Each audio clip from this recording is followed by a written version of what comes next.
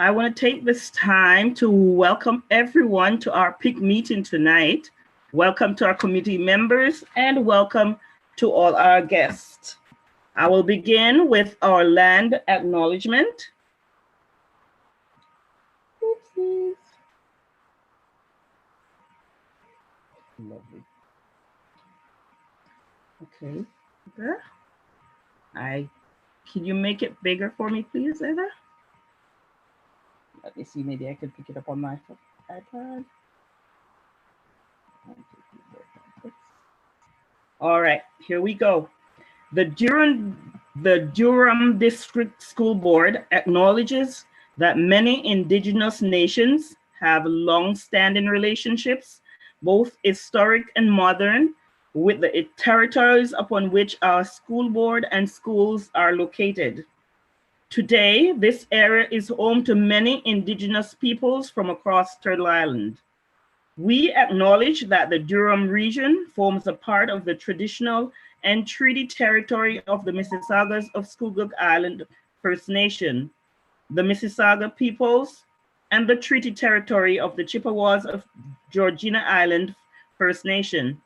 It's on these ancestral and treated lands that we teach, learn, and live. Thank you. At this time, I'm going to take the opportunity to have all our committee members introduce themselves, starting with Tiffany. So Tiffany is one of our co-chairs along with myself, and we have with us as well Heather Mundy, superintendent and chair of the PIC committee. Tiffany, go ahead. Hey everyone, my name is Tiffany Sherwood. I'm the co-chair. I've been on the Parent Involvement Committee for 3 years now, and I'm looking forward to a fresh new year with a fresh new outlook, a lot of online experiences going forward, and we're just taking it in stride. I think that we've all kind of grasped our little toolkits and moved on towards this technological presentation, and we're just making the best of things. So welcome everyone this year to our Parent Involvement Committee 2020-2021. And I look forward to meeting any new members. All right. And I am Valerie Estridge, and I have been on the PIC committee now for a number of years. I mean, if Tiffany's been here for 3, I'm sure I've been here for 4. So, I mean, somewhere along there. And I've had 4 children who have been through the Durham District School Board and now have become adults. And I think that is awesome. So tonight I am here to learn more. And as we go into this meeting tonight, hoping to learn so much more, and want to take this time to welcome all our new members and our old members coming back. And thank you all, and especially our visitors. Thank you for being with us tonight. I look forward to a great night. And now we will have our parent representative, who will be Michelle Montgomery and Ted Foster, representing Pickering. Hi there, it's Michelle Montgomery. I'm really happy to be back this year representing the city of Pickering and the elementary school boards. Is Ted online? Can you guys hear me? I'm here, yep. Okay, perfect. So I'm grateful to be back, looking to doing some really good work. My background's health and safety. I work at a hospital, so we've been pretty busy with COVID, and anything that we can assist and support across the education sector, we're more than happy to do.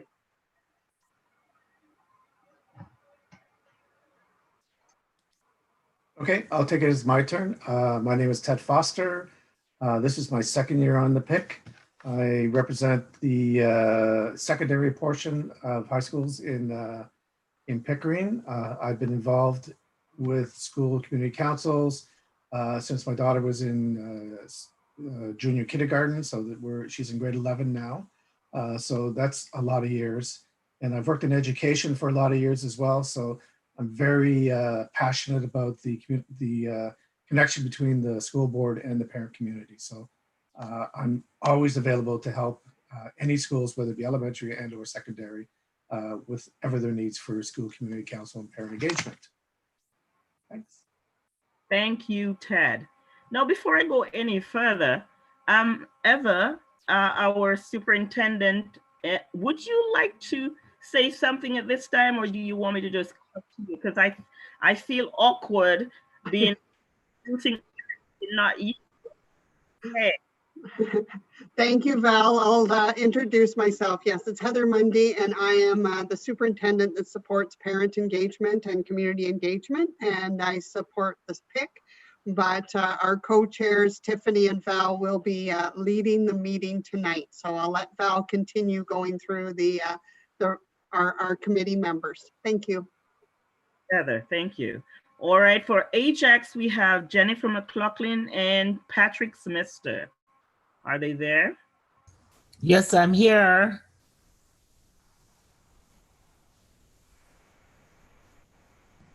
I'm representing the elementary portion of the schools in Ajax.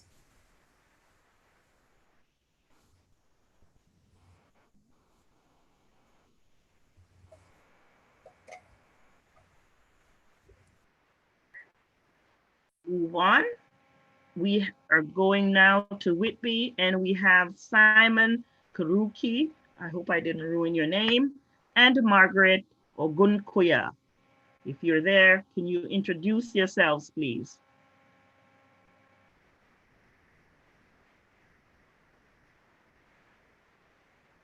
Are they? Hi all, can you hear me? Yes, you can, Simon, go ahead. Hi, Simon here. This is, I think, my third year representing Whitby Elementary, and happy to meet new people under these new circumstances. It's a little bit different from, I mean, yes, summer last year, this year we had the same kind of virtual meetings and all that, but it seems this year will be mostly virtual. So it's going to be an interesting next few months, I believe. Absolutely. Thank you, Simon. How about Margaret? No, Margaret. All right. Hi, I'm here. I'm sorry. Can everybody hear me?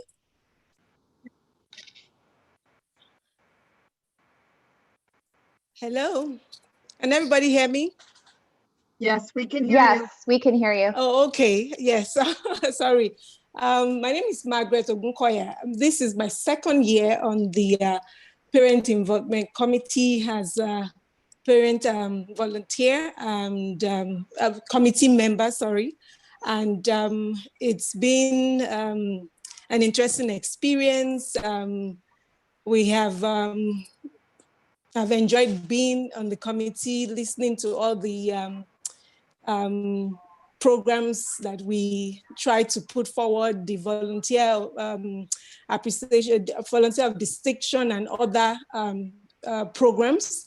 So I look forward to another year. I know it's going to be a different kind of year because of COVID-19, obviously, and hopefully we can get more things done, for the parents and the students of the Durham District School Board. Thank you. Now we have representative Anna.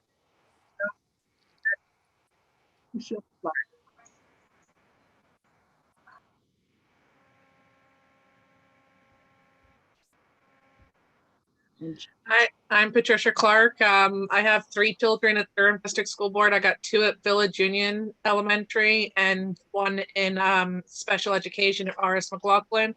This is my 3rd year on the PIC committee, and I really enjoy being involved in volunteering at the school level and at the PIC committee level. And I hope that I can be helpful in whatever we end up doing this year. All right, thank you.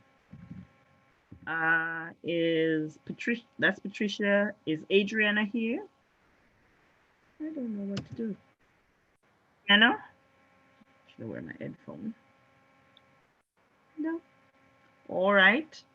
So we'll move on to our community representative, who is Rupal Patel Nigel Hunter, and Maylene Brown. Are any one of them present? Hi, this is Rupal Patel here. And this is my second year. I kind of was on and off last year, but I learned a lot all through the meetings that I was able to attend.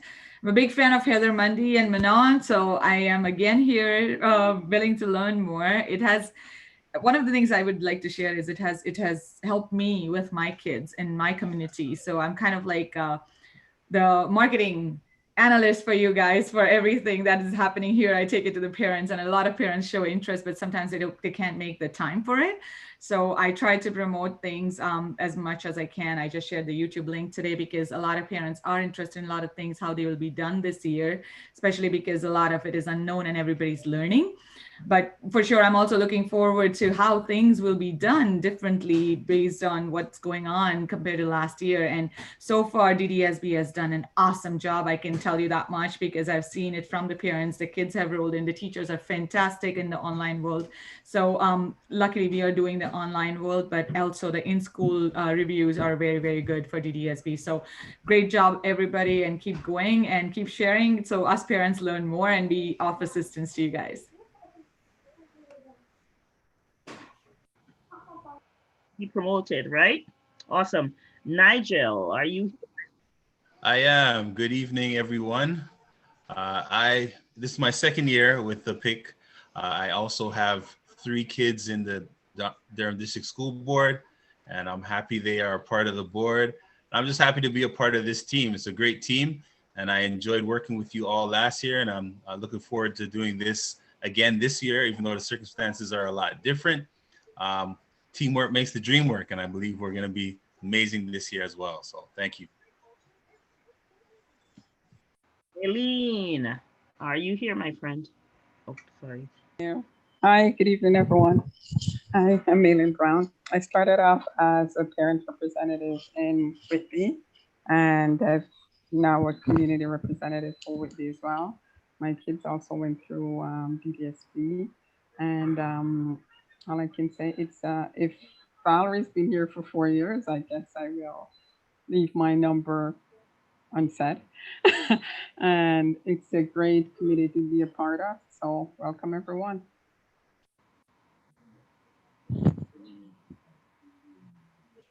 Can you hear you, Valerie? We got me and Carolyn Morton, alternate trustee.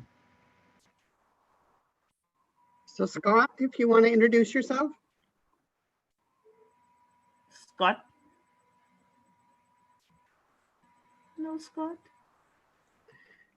I know he was here, but I also just noticed Patrick Seimeister's also arrived too, so he might want to introduce. There we go. Okay, here he now is. I'm on.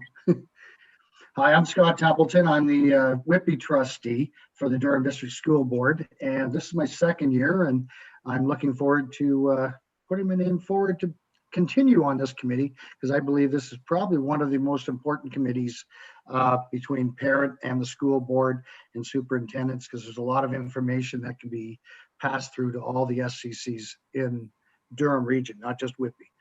Thank you. Thank you, Scott. All right, is Carolyn Morton here? No, she only comes if Scott's not able to. All right, awesome. And so then we will have, who did you say just came? Patrick Esther? Would you like to greet yourself?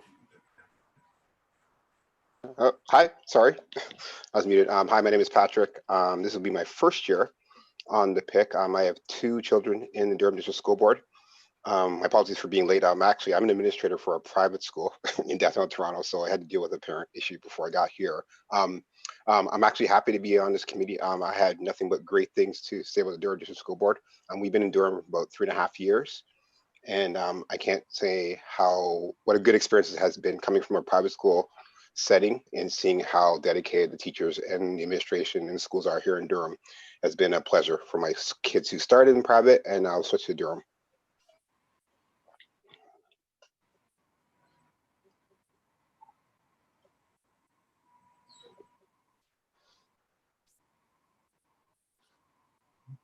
We can't hear you, Val. Patrick, brother named William. Sorry, do I have a brother named William? Yes, I do actually. All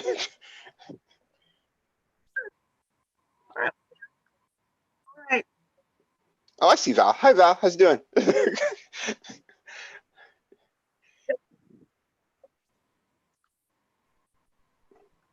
Val, we can't hear you clearly. I need my headphones. Okay. How about we'll have our staff representative. You can see the slide on the screen if you just want to introduce yourself in order, and then Val can get her headphones. Good evening, everyone. My name is Marianne Rogers, and as an elementary educator, I understand that parents are the first and most powerful influence on student learning and development. So I'm really happy to be part of this partnership and looking forward to working on this committee. Hello, my name is Sarah Katab. I am a secondary teacher at J. Clark Richardson, and this is my second year on the Parent Involvement Committee. Although I have some experience with parent involvement initiatives that sparked my interest in being part of this committee, I organized a mental health wellness and awareness carousel for parents, and I was involved in a number of after-school parent nights, and this sort of led me to this amazing opportunity. And I completely agree with you, Marianne.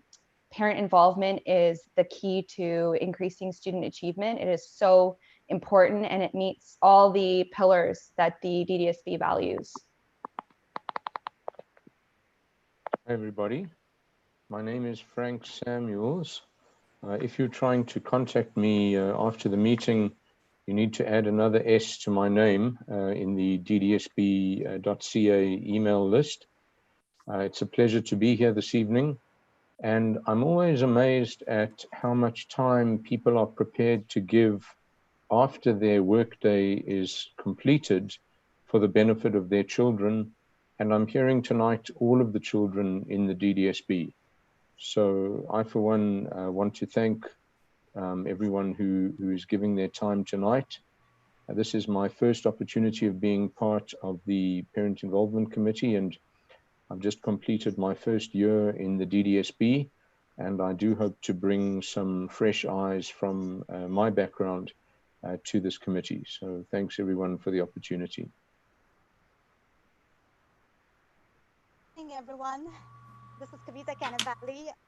I'm a secondary administrator. I'm a vice principal at Pickering High School. I've been part of the PIC for the past 3 years. This is my 4th year on the PIC, and I truly enjoy working with the PIC committee, with the different initiatives that we put on, the regional SEC, the Parents as Partner event. I truly believe that parent engagement is a very important part of our student success, and glad to be here tonight. Thank you. Thank you, Kavita. All right. Our communications officer. Hi, everybody. My name is Kim Brathwaite. I'm communications officer with the DDSB. I've been working here for about 2.5 years. The time has been flying by. It's been great.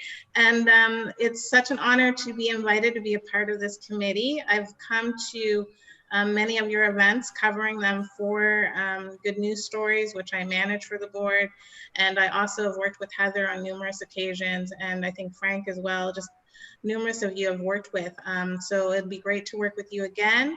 And I'm looking forward to a great year on this committee. So thank you so much. Thank you. Thank you for being here.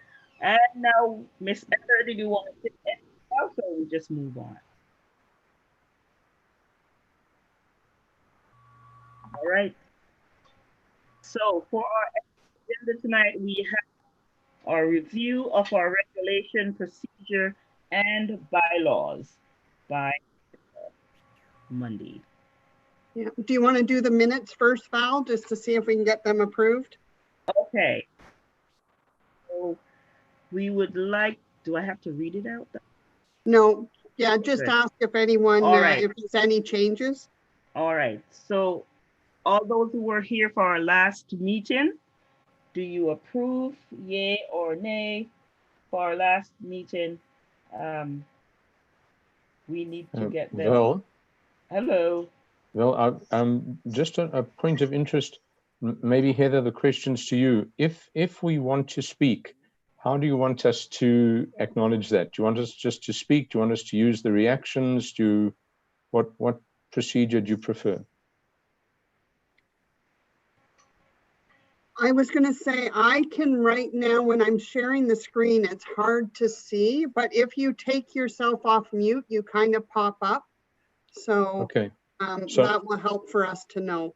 Thanks very much. So obviously I wasn't at the previous meeting, so I can't speak, you know, to the minutes, but if you look at the attendees, Heather, I think your name's twice in the minutes, and maybe we should just, unless you have a twin sister, we should just remove one of those. Yeah, that sounds, I don't need a clone either. Thank you. All right. Other than that, anybody want to first to second the meeting? Those PIC members who were in attendance for last meeting. I can accept the minutes. Thank you, Trish. Anybody would like to second the minutes? I second. Oh. Who's that? Margaret. Margaret, okay. Well, the other, the Ogunkoya. Thank you, Margaret. All right. Now we'll move to the review of the regulations by Heather and the procedures. Thank you, Heather. Thank you. And the Parent Involvement Committee is a ministry-directed committee that involves, we have a trustee representation as well as board representation, and then representation from parents in each of our municipalities. At this time, we don't have any representation from the north, and we're continuing to encourage that so we can fill those spots. The ministry vision is that we support, encourage, and enhance parent involvement at the board level to improve student achievement and well-being. Our vision, it fits in with one of the pillars of the DDSB strategic plan, which is engaging students, parents, and community members to improve student outcomes and build public confidence. So that is one of the key things, is that we're always looking at how we can ensure that our students are meeting with success, and how we can support our parents, guardians, and families to be able to assist with that and ensure that our students are successful. I think the next part, we're just going to, last year we spent some time updating our bylaws, which were sent out to the committee. And so I think Tiffany was just going to speak to these. Thank you. Thank you, Heather. All right, everyone. So the procedures and the bylaws were provided for you guys to take a look at. Now, the procedures, I'll just speak a little bit about, so that's sort of what guides the functioning of the Parent Involvement Committee, including the purpose, the roles, responsibilities, which are all outlined in the document, the structure, the composition, the appointments of parents, guardians, and community representatives, basically how we declare vacancies and how we fill them, and all the financial portions as well. So basically, just be aware that that document exists and that we do follow that to run the committee as well. The bylaws, we did update two portions of it last year during our meetings. Just pay special note to section 7 and 8, 7 being our conflict of interest and 8 being our conflict resolution. And of course, I'm sure that any of the chairs or Heather will be open to speak to if you have any issues or concerns. Sorry, just one sec here.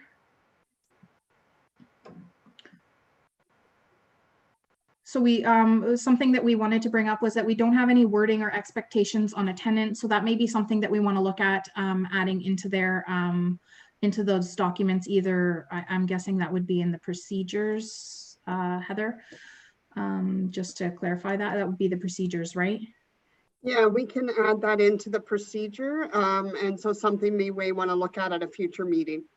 Perfect. So that can be something that we look at. So if anybody has any thoughts around that, please feel free to share.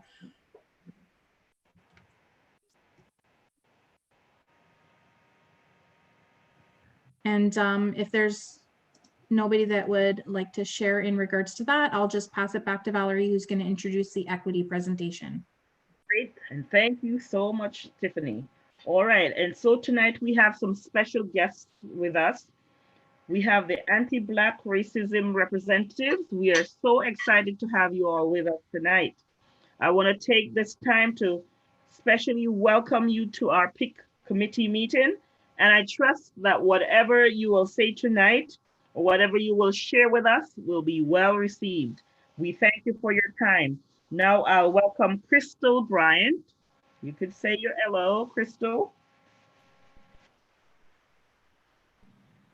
Sorry, let me unmute myself. Okay. Good evening, everyone. Nice to be with Hello. you this evening. Thank you for coming. Camille Ali.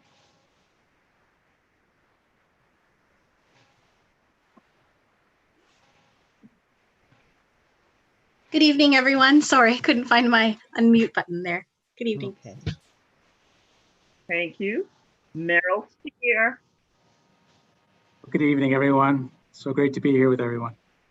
Thank you. Margaret Lazarus. Good evening, everyone. And Mo Hamid.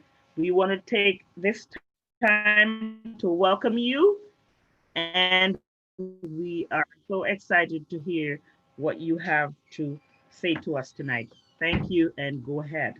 Thank you. Thank you. We missed one You're person, welcome. We missed one person, Jackie Steer. I just want to welcome Jackie Steer. So just show. Sorry. That's okay. That's okay. Sorry, It's a pleasure Jackie, to be we here. didn't have your name. Thank you. Okay. So we want to thank you for, and especially Superintendent Mundy, for extending the invitation to the Equity Department to present to tonight and to give you just an overview of the initiatives that we are working on with regards to anti-Black racism. And so my name is Margaret Lazarus, and I'm the superintendent supporting the work of equity at DDSB. And the other person that you mentioned, Mo Hamid, he's unable to attend tonight, but I'm sure he's here with us in spirit. So we serve a very diverse community in Durham, and some of our students come from the ancestral lands that we are on. Some are descendants of historical settlers to this country. Some have migrated from other countries like myself. Some have come as refugees, and all of our students speak many different languages and have varied talents and skills. But what we all have in common, what they all have in common is that they have a rich personal stories and narratives that we honor, and we are happy to work with our students in Durham. As you can see on the side, the Ontario Human Rights Code is the overarching umbrella that directs everything we do in equity. And some of the strategies and structures that we have in place to help with dismantling anti-Black racism are on the slide: culturally relevant and responsive pedagogy, the Compendium of Action for Black Student Success and system initiatives. And I'm not going to go into too much detail at this point, because we'll be addressing these structures throughout our presentation this afternoon. But I will say that the CRRP, the second bullet, is a research-based pedagogy that has been around for many, many years and has proven to positively impact family engagement and student achievement. And it's not a framework that can be implemented quickly, nor is it's not lesson plans, it's not activities, but it's just a shift on how we think about ourselves, our students, and our families, and the communities, and how we use our lived experience, to enhance the outcomes for all of our students. The Compendium of Action for Black Students, as I said, we'll speak about that a little bit further on in our presentation, and we'll talk about system initiatives that we are doing in the area of anti-Black racism. Next slide, please. Thanks, Camille. So we uphold at DDSB equity and inclusivity is essential in ensuring excellence in all of our schools, and we are committed for the elimination of discrimination and discriminatory practices and barriers that may exist, whether because of commission, our acts that we do, or omission by the things that we don't do that can eliminate barriers. So the Equity Inclusive Education Policy signifies the board's commitment to embracing diverse social realities while maintaining a positive, safe, and inclusive environment for all our students. Safety, inclusivity, well-being, welcoming, that's our environment at our schools in DDSB. And I was so thrilled to hear a lot of our parents on the committee say that they're so happy their kids are going to our schools. They have really good experiences with their children in our schools, and that really is a testimony to our staff and the programs that we have initiated at DDSB.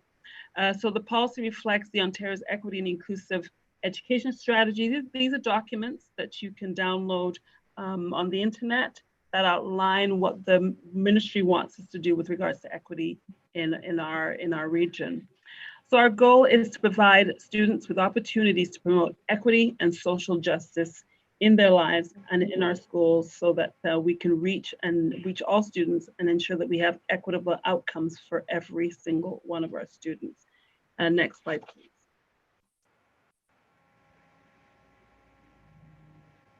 So what you see here on the right-hand side are the protected grounds. So the Ontario Human Rights Code protects people from being discriminated against on these various grounds that you see here. And we know that, as Margaret was talking about earlier, our students come from all different identities and intersections of identities. And part of our role is to uphold this legal mandate. The Ontario Human Rights Code exists for the benefit of our students, and if we don't uphold it, we wouldn't be, abiding by the law. But it's also woven throughout our policies, and with human rights and equity being at the center of what we do, it is also finding its way in terms of being embedded and woven into the very culture of what we do and how we do it, in terms of the practices that end up before students. So things like curriculum, we are working towards making sure that they are experiencing an education that is non-discriminatory. And you can see on the left, the why is to promote a sense of belonging and increase equitable outcomes for all students by identifying and addressing barriers to success and engagement. And just at the bottom there, also, we wanted to point out that there are specific rights that we also look to uphold around the rights of Indigenous people. And so those articles are things that all of our staff are being urged to take into consideration and become familiar with. Thanks, Camille. And feel very fortunate to also be a part of this team in the work that is happening in Durham. And more importantly, just as you take a look at this graphic here and recognizing, and we like to use these, we call it edubabble affectionately, because we love to create a lot of terms in education, but sometimes it's also trying to understand why these initiatives exist and for what purpose, and the why. And the why in the conversations of culturally relevant and responsive pedagogy is it recognizes that all students learn in ways that are connected to background, to language, to family structure, and social or cultural identity. And it goes beyond recognizing uniqueness to intentionally nurturing it. And that's taken out of the Ontario's Education Equity Action Plan. So prior to arriving in Durham and being here in Durham a year ago, now coming into my second year in Durham, but when I started, before I came here, I had the opportunity to work at the ministry with the Education Equity Secretariat, as this work of culturally relevant and responsive pedagogy was a driving force in how do you move boards into conversations that you know are uncomfortable, but are so needed. How do you move boards into conversations that they also realize that equity can no longer be the event. It can no longer just be about celebrations and just keeping conversations in a space where it's recognizing Black History Month, and keeping things at a space where sometimes we weren't going deeper into the conversation. And more importantly, we weren't exploring what it was to really connect the lives of our students. And the bodies of research, and two bodies of research, culturally relevant pedagogy and culturally responsive pedagogy, originated in the United States in response to anti-Black racism. And as Margaret was sharing, this is a long history of work. And what's important to also recognize as we share this with you, this is an ongoing conversation for us as a team. I'm also now going to put on my parent hat.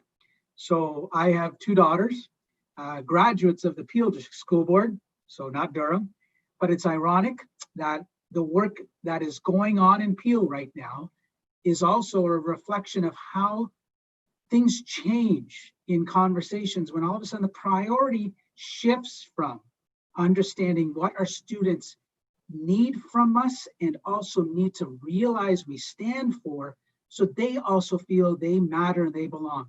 And my two daughters experienced that when they were in Peel. They had a principal by the name of Martha Wood, and she's retired now, but they went to a school by the name of Stephen Lewis Secondary School. And I'm sharing this with you for this reason. That school was founded in and grappled with, and the staff engaged in conversations in culturally responsive and relevant pedagogy. It was at the core of what they did as a staff, and my children benefited from it. And they both graduated from Peel. My oldest daughter is now 26, and she just graduated from law school, got her law certificate in the mail. I'm gotta tell you, as a dad, I was like, there's a part of me that was so wishing she could walk across the stage and receive it, but she also accepted that this is the new reality. We're living in this pandemic. My youngest daughter, Jessica, she just finished her master's in immunology and just put her in applications to med school. Why am I sharing this with you as parents?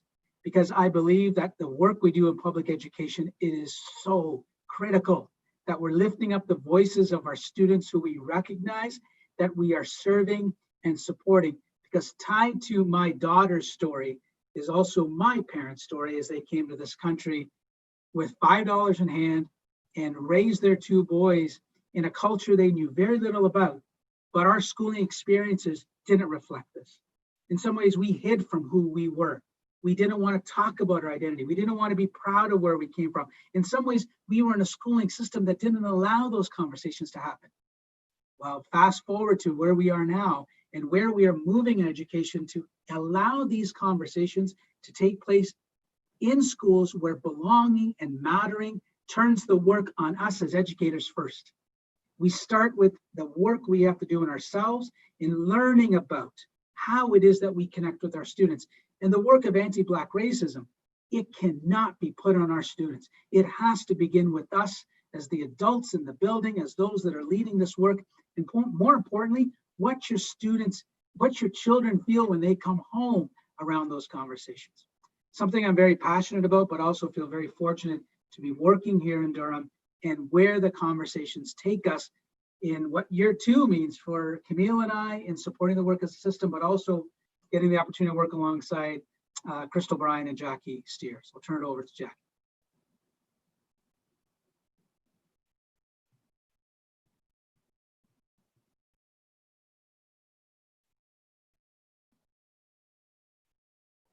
Jackie, you're probably just realized I was talking and no one was hearing me. My apologies. Good evening, everyone. It's a pleasure for me to be here tonight. I just want to take some time to talk to you about the Compendium of Action for Black Student Success. This is a document that some of you might be aware of, but I'm making the assumption that the majority of the group is not necessarily familiar with this resource.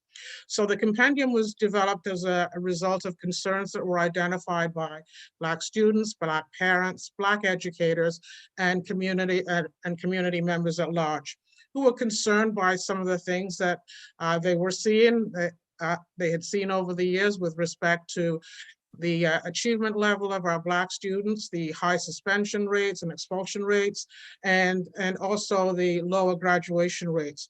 So we were seeing disproportionate numbers of Black students being impacted by those things that I've just mentioned, and the compendium arose from that.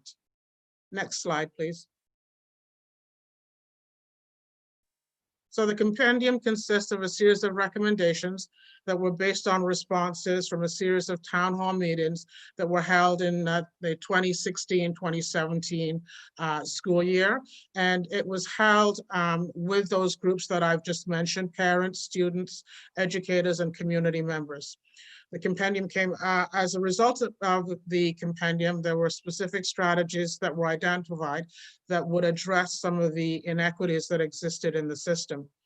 And as I've mentioned previously, they heard from students, parents, educators, and members of the community. Next, please. Next slide. So these were some of the things that our students said and other community members said when they were asked about their experiences and what they wanted people to know. I'll just read a couple of them for you. With respect to what educators should know about the experiences of Black students, that Black culture is very different from white culture, that it's sometimes difficult to feel welcome when you're being treated. And many students have indicated that even within their own schools, they feel that they're being treated differently, and sometimes they feel as though they're invisible within their own school environment. So that's something that really is an issue for us. And from the other voices within the DDSB, pushing for academics more and sports less as the means to an end, because oftentimes some of our Black students feel that they're encouraged more in the area of sports than they are in the area of academics. Next.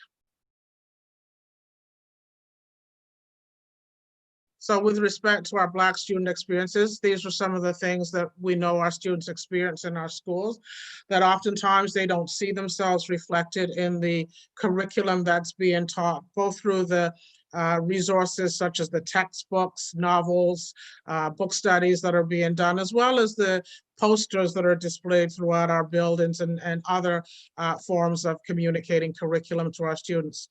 Our students don't see staff that reflect them. They don't hear the voices of Black authors who write about the lived experiences of Black people or see themselves reflected in books and resources. Our students have indicated that they often only learn about Black history during the month of February, and that it seems that once the contributions of Black Canadians are spoken of in February, then for the rest of the year, they don't hear anything else about it. So they often don't see Black speakers or presenters at their schools. Many students experience differential disciplinary responses. There have been studies done that show that two students may exhibit the same behavior, a white student and a Black student exhibit the same behavior, but the disciplinary response to their behaviors differs greatly. And in many cases, the discipline is harsher in the case of our Black students. And our Black students have indicated that sometimes they don't feel that their concerns about racism are heard. And some of the experiences that our students have in schools do not make them feel welcome or safe within the school environment. And so a lot of what we do is aimed at addressing some of these concerns so that our Black students have the same experiences and opportunities as other students within the school setting. Next slide, please. So the compendium is broken up into 8 key areas, and they deal with, let's say, everything that's about running a school, whether it's from the board level, the parent and community involvement, the staff, support staff, senior management teams, through to your educational assistants and custodians. Well, each of these sections, basically, different action items were developed to help support the fight against anti-Black racism, the fight of having our students be able to succeed within the system and feel welcome. So these are the 8. I'm not going to take you through each of them, but we are going to touch on a few of them and just go a little deeper. Next slide. In terms of the policy, programs, guidelines, and practices, one of the key areas, as Jackie mentioned, was students talking about not having, whether it was teachers or just people in the building other than students, that looked like them. And the Durham District School Board has put forth a great effort in terms of closing that gap, let's say, in terms of bringing in more people of diversity, in particular Black educators. The board held one recruitment night, and it was a few years ago. And I must say, I was at that recruitment night. It was quite successful. Over 250 people came. And I as a former principal on the board, I was actually a beneficiary of one of the people there. We needed a French teacher, and I ran into somebody who taught French, and we were able to bring her on quite quickly. So that recruitment night was quite successful in bringing new members to the board, Black educators. Also, they've done some particular things in the area of our hiring practices at the management level have now broadened, where we are bringing in people from out of district into the Durham District School Board. And we are also running a program for inspired racialized and indigenized leaders within the board people who wish to become leaders within the board. So there's quite a bit being done in terms of the hiring practices. In terms of the focused, okay, I'm just reading through here, diverse communities. Yes, I've already spoken to that. Next slide, please.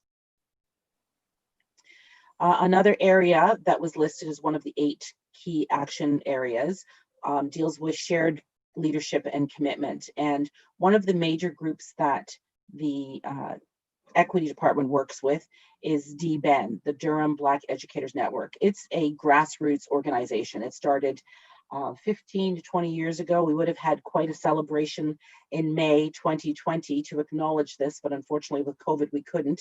And it started because a group of educators got together and they were writing curriculum for the secondary Black studies course.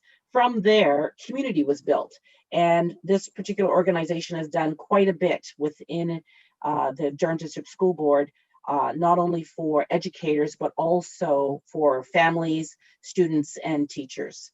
And I believe, Jackie, you know a little more about this part, do you? With the So one of the reasons that I'm really excited to be here tonight is because over the last just over a year or so, I've worked with GBEN to establish a Durham Parent Advisory Committee, which was one of the recommendations in the compendium.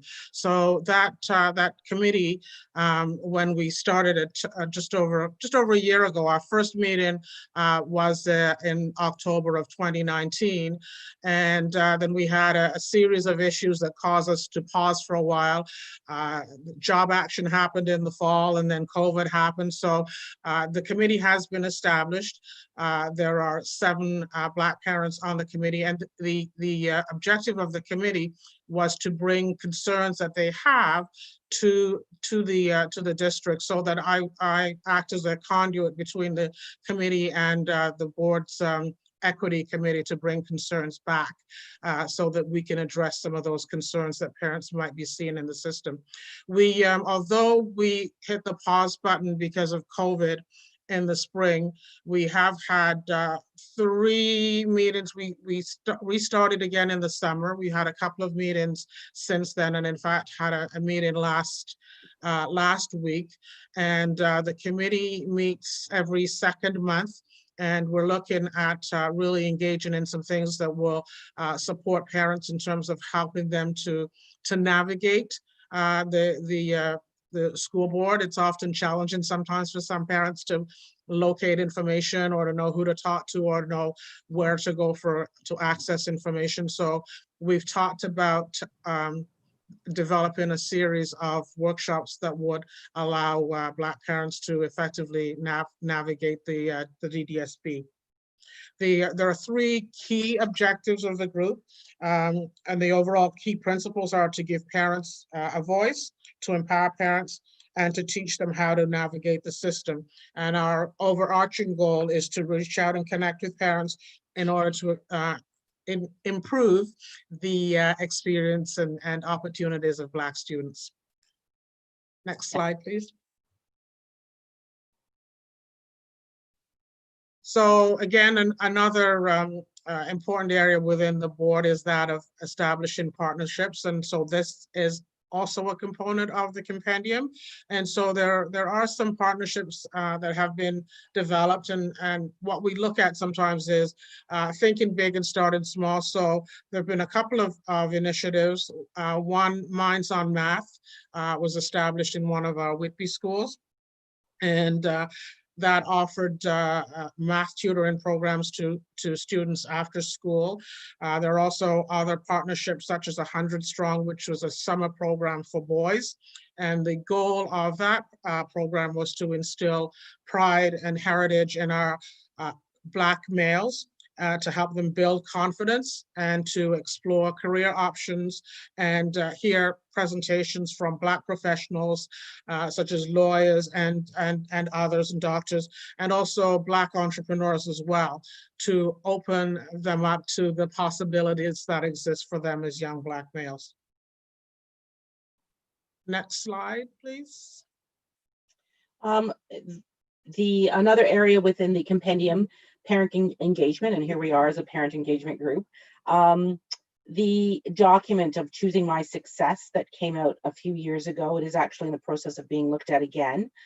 This was a way of really providing parents with information for students who are transitioning from grade 8 into high school, because often it was felt that the decisions were being made and parents were left out of that process. So by providing the parent with as much information as possible about where their child was at, how they had performed on all their EQAO testings in elementary, their grades from grade 7 and 8, learning skills, etc. All that information was provided with parents so that they were able to make a much more informed decision.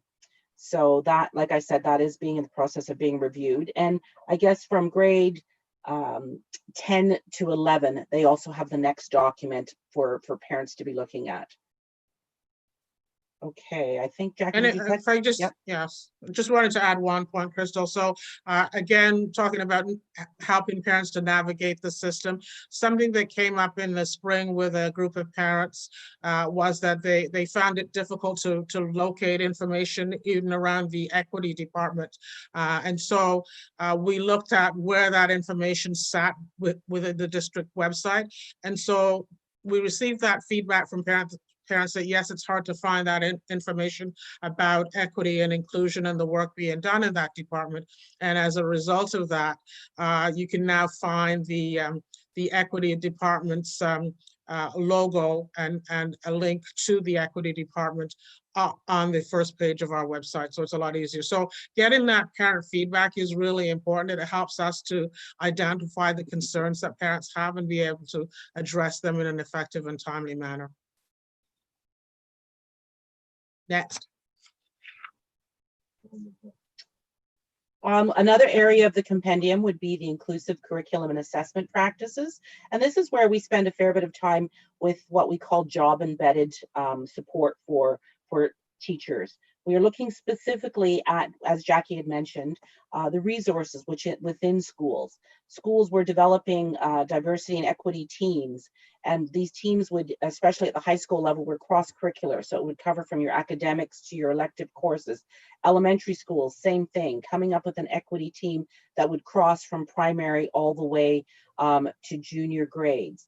One of the major foci of the equity team would be to be doing an equity audit. And these equity audits would be where we would take a look at things, basically, you know, you walk into the school, what do you see? What do you hear? What does it sound like? Basically to help schools figure out where they are on the equity continuum and where they have to go. So we're looking at where they started to where they have to go. One of the major things that we were going to be using to help support staff on this journey would be our culturally responsive and relevant pedagogy toolkit, a toolkit that was brought out almost 2 years ago now.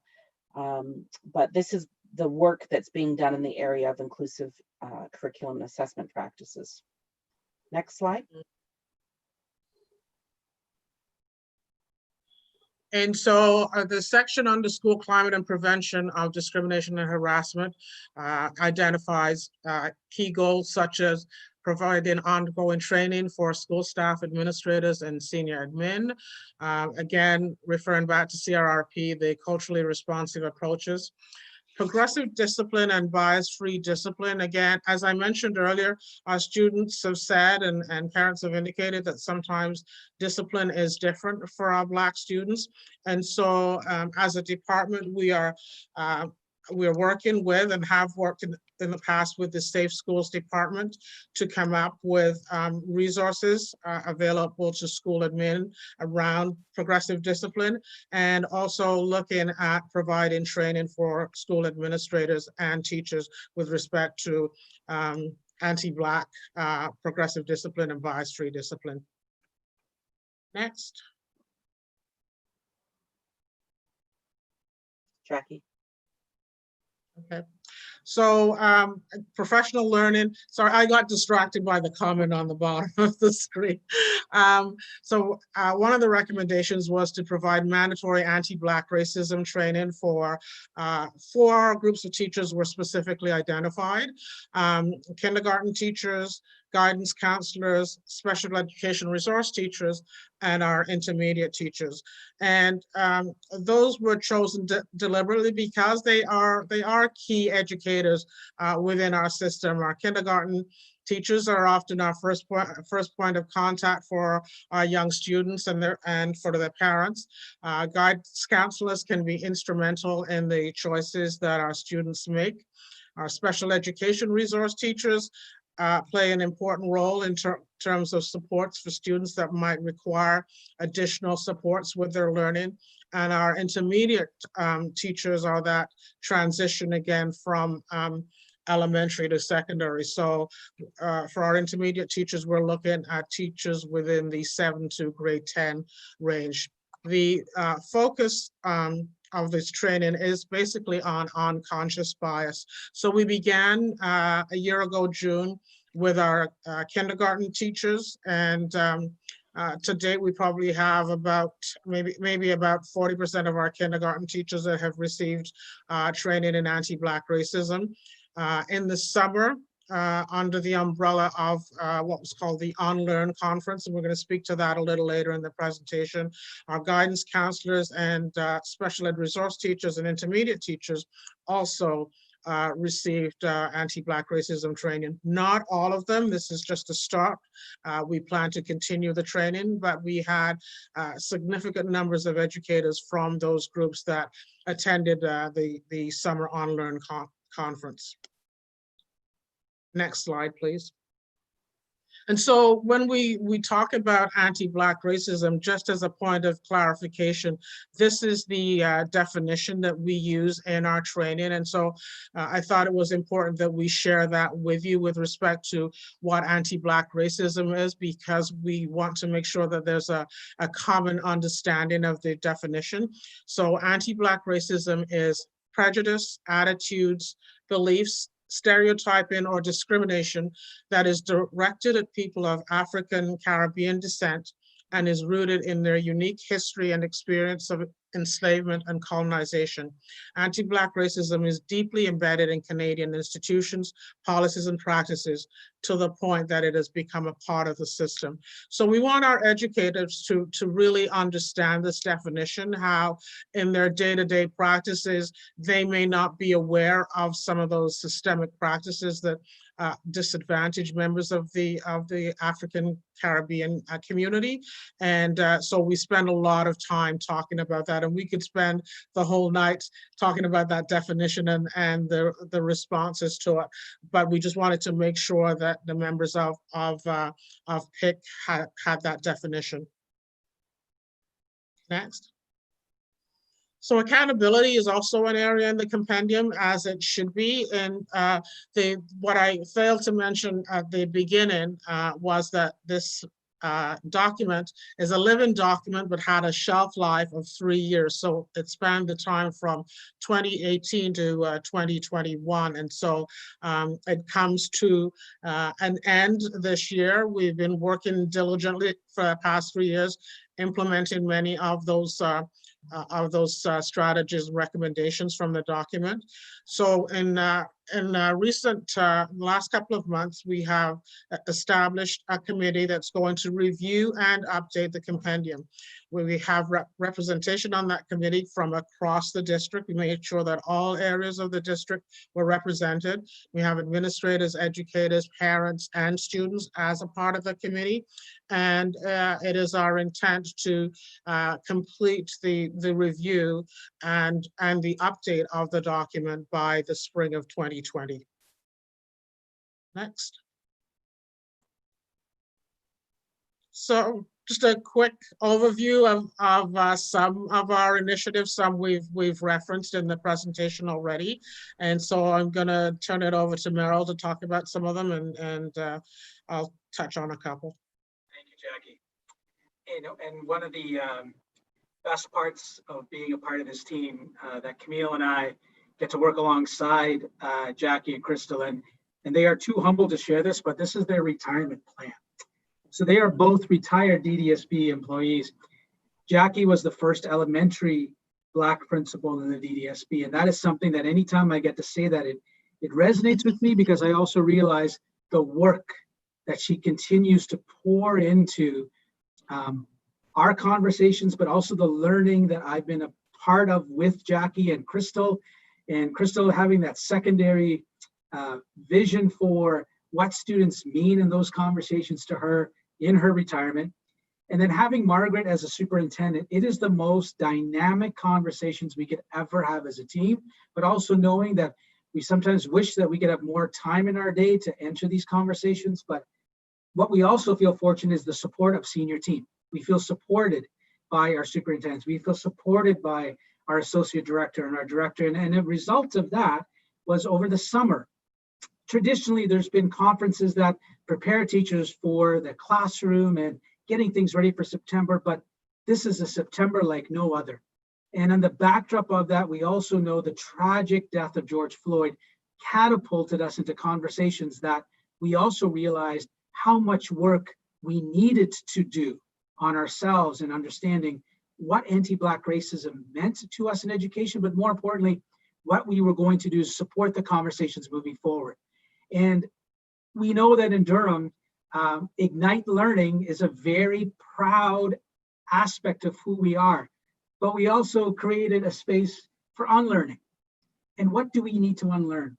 And those conversations were focused on anti-Black racism, anti-Indigenous racism, understanding 2S LGBTQ intersectionality, and recognizing how those identities and the impact of those identities and the very conversations that we have as educators, and then tied to that, recognizing how trauma plays into that conversation. And more importantly as well, how do you support our educators in this distance learning environment, this virtual environment? And so Jackie and Crystal and Margaret, along with Cheryl Rock, who is the president of the Durham Black Educators Network, and Eleanor McIntosh, who's the former president of the organization, but also a principal at Ajax High School, and Cheryl's the vice principal here in Durham as well. And what was so interesting is the five of them were in a conversation with Dr. Nicole West Burns, who we consider a critical friend in this work. She's an architect in Ontario of bringing culturally responsive, relevant pedagogy to schools. And it was such a powerful conversation that it ignited conversations around unlearning. And just to give you a perspective, we had over 2,000 DDSB employees, and we had employees from all across different departments attend 3 days of unlearning. And tied to that as well, to this conference, we had multiple workshops where over 1,200 attended these workshops. And this was during a time of getting school started in September, when all these other competing priorities were there. So what that did is it launched us into conversations that we're looking forward to this year. We know the challenge of this year, and that ties into interdepartmental collaboration, that we recognize that we can't do this work by ourselves. We cannot do this work in a silo. So just as an example, Jackie was a part of this today, and the conversations that Crystal's a part of with Camille and myself, where we're working with other departments in safe schools and curriculum and innovation, in recognizing how do we support our virtual teachers. And we were in a meeting today with our kindergarten, grade 1 and grade 2 team. And to wrap my head around the idea that in our grade 1-2 team campuses, there was 106 homerooms. I still can't process that.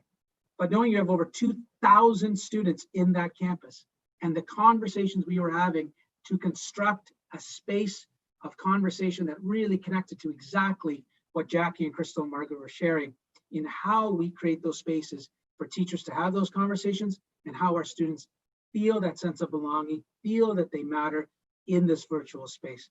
And then lastly, in terms of supporting schools in their equity work, Jackie, myself, and Crystal and Camille, we feel so fortunate when schools reach out to us and we're able to work through conversations that we know are challenging.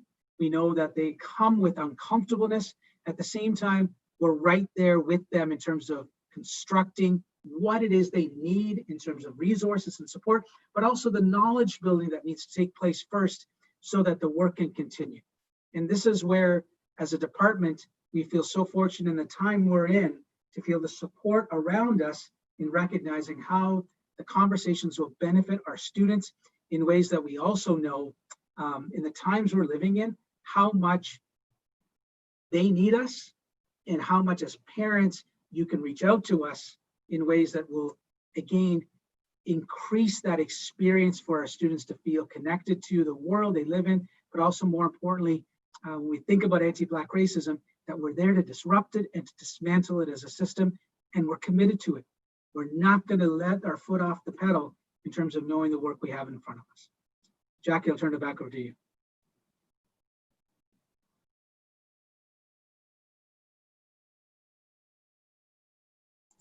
You're on mute, Jackie.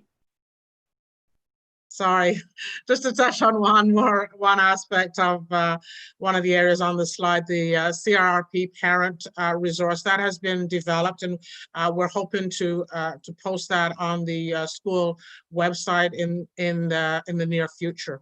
I've been really excited and energized by a lot of the things and a lot of the initiatives that I've had the opportunity to work with the team on.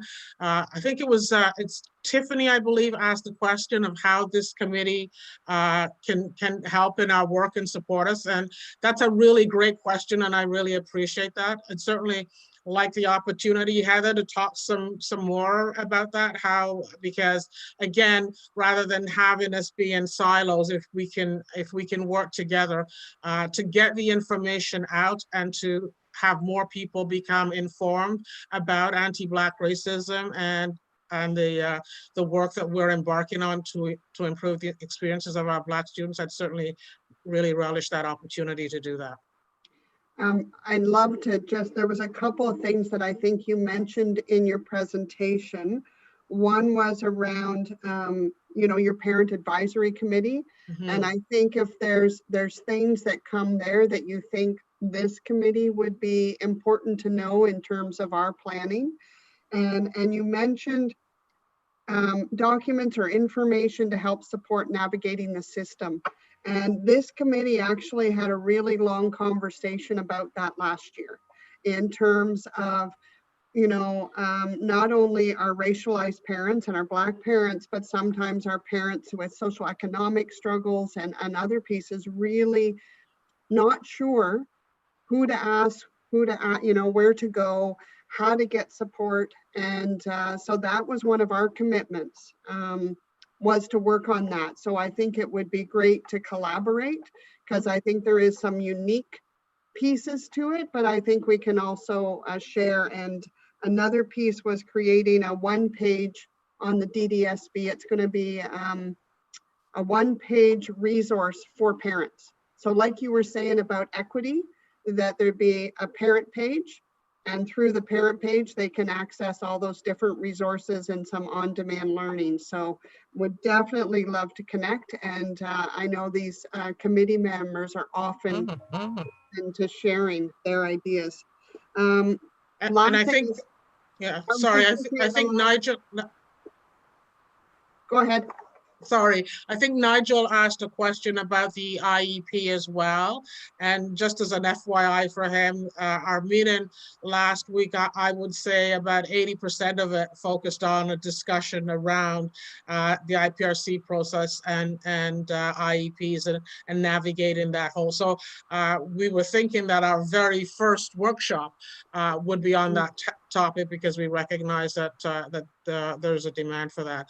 And if I could just say, and then I'm finished speaking, unless there's a question, that for me, these are my two passions come together, like parent engagement, parent involvement, and equity. Those are the two things that as a school administrator, as an educator, I care deeply about. So this is a great opportunity to be involved in this work.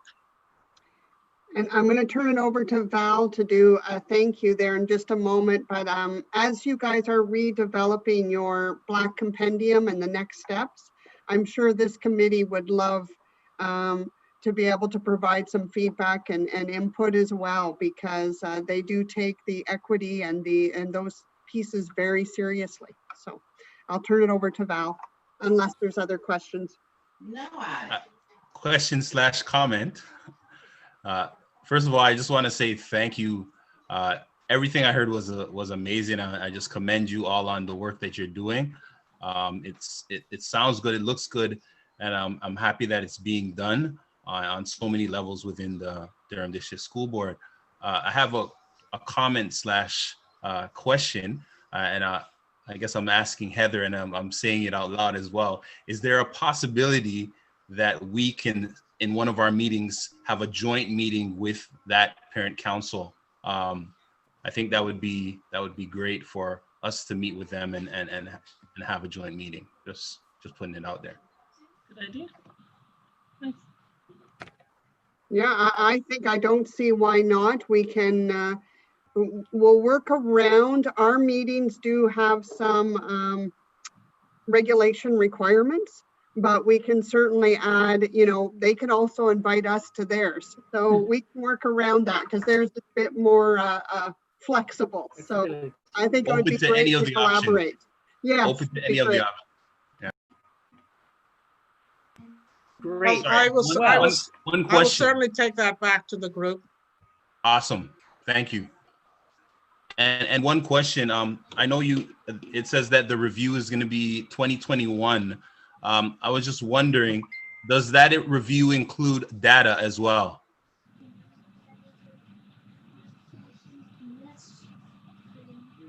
Yes. So yeah, we're hoping that it most certainly will. One of the things we're actually having our first meeting of the committee tomorrow, but one of the things we're hoping is that everything that we set out as a goal will be clearly measurable, because that's really important to be able to say, this is where we are now. And as a result of having implemented these recommendations or these goals or strategies, this is where we've moved to. So yes, that's something that we will be working on. We'll be looking at gathering data and making sure that whatever we do is measurable. Thank you again. Thank you. Thank you all.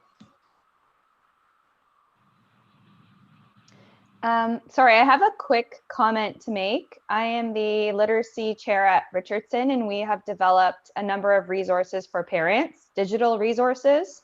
And we plan to create videos for support for for all students to help them succeed on the OSSLT. And I understand that there's a number of at-risk students. So I am open to sharing any of these resources and partnering up. If you like, you can email me on the DDSB email there, and I'd be happy to share any of the resources we developed with your committee. Actually, Sarah, that would be great. I think it's something, Jackie, as the discussions that will be happening, they happen around IEPs at the secondary level. The OSSLT, because it's a graduation requirement, is something that parents do come up with. Schools often do have their own things set in place, but I know with the population of students at Sarah's school that some of the things that they have would be of great interest to the Black Parent Advisory Committee. Okay. Thanks, Sarah. Thank you. Thank you. You're very welcome. So I can leave my email in the chat if you like, or if there's another way to share I got it. I got it. Okay. All right, if there are no more questions or comments, I just want to personally say thank you. Thank you to Crystal, Brian, Camille Ali, Meryl Steer, Jacqueline Steer, Margaret Lazarus, and Mohammed, who is not here. We want to say thank you. That was a great, excellent presentation, actually. And I'm sure we have learned so much based on the comments and the questions that have been asked. We are so excited to be a part of this organization and, of course, of being of this communication tonight.